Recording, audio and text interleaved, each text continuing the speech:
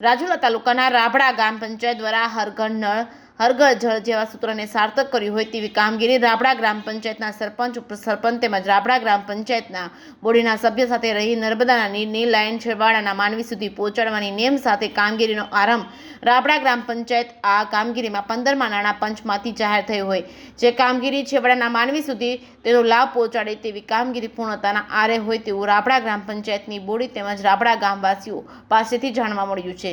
જે કેએસપી ગુજરાતી સાથે રફીક મેમણ ડુંગર। નામ શું સાહેબ? ભૂપતભાઈ મોરી, કયું ગામ? Rabda Rabda ઉપસરપંચ।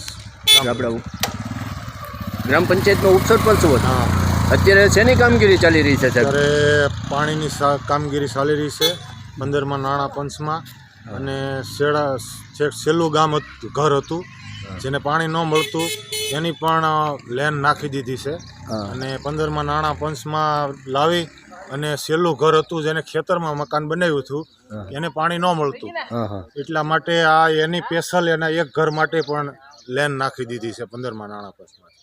Thank you sir. તો આજરોજ સાહેબ કયું ગામ છે?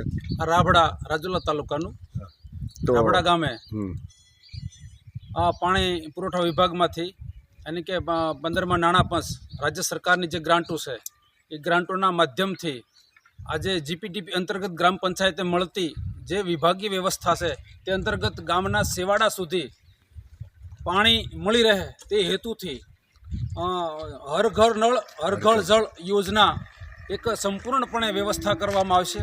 લોકોના છેવાડાના ઘરો સુધી પાણીની સુવિધા પૂરી પાડવાની એક ગ્રામ પંચાયતે નેમ લીધી છે।